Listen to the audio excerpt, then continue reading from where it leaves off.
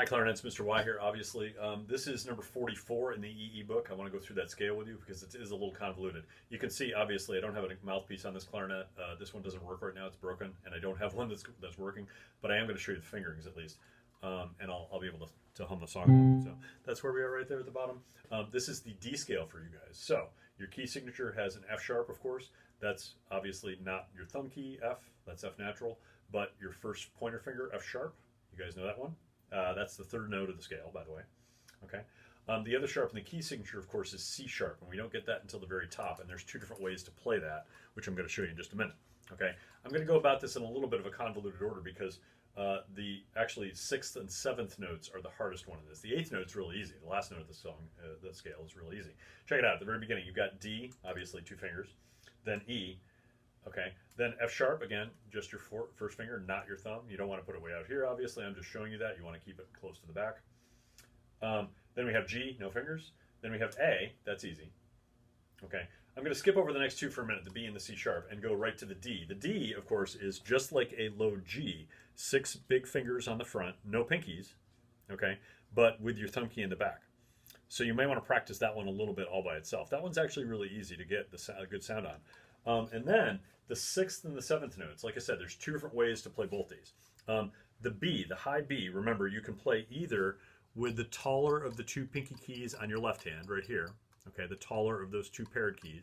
That's a B right there, if your clarinet is working. But that's exactly what's not working on my clarinet right now, which is why I can't show you. Okay, the B should be there. Or you can play it with the back bottom pinky key on your other hand, your right hand. Okay, that one right there. You can see, by the way, that closes the very last pad here, this guy right here. That's the lowest note on your clarinet if you're playing it without the thumb key.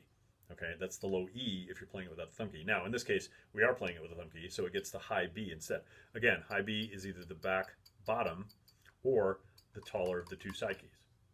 Okay, then for the C sharp, you're either going to play the top side key right here, so the one right above the E, okay, or you're going to play the outside of these two paired keys over here.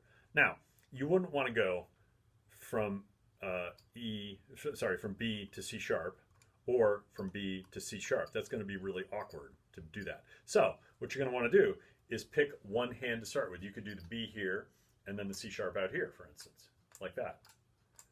Okay, or you could do the opposite way. You could do B here and then C sharp here. Either way.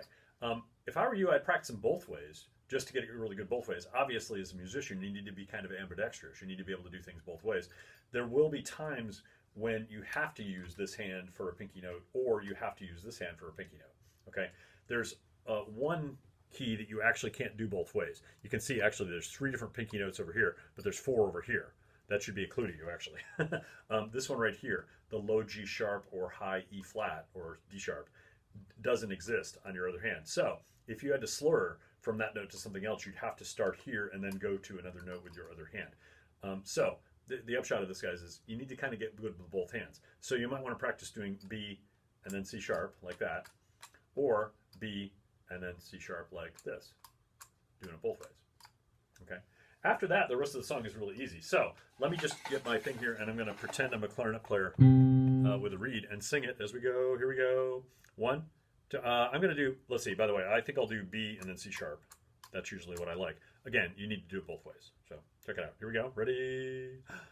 D, E, F sharp, G, A, B, C sharp, D, C sharp, B, A, G, F sharp, E, D, D, F sharp, A, D, A, F sharp, D. The arpeggio is actually really easy because you don't need any pinkies for the arpeggio, which is good.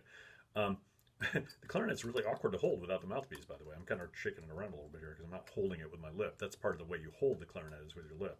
So sorry about that. So again, either B, C sharp, like this, or B, C sharp, like this. Look really carefully. If you need to freeze frame or whatever in the video, go ahead. B, C sharp, or B, C sharp. I know it's hard to see on that thing a little bit, but you can do it. Okay? Go for it.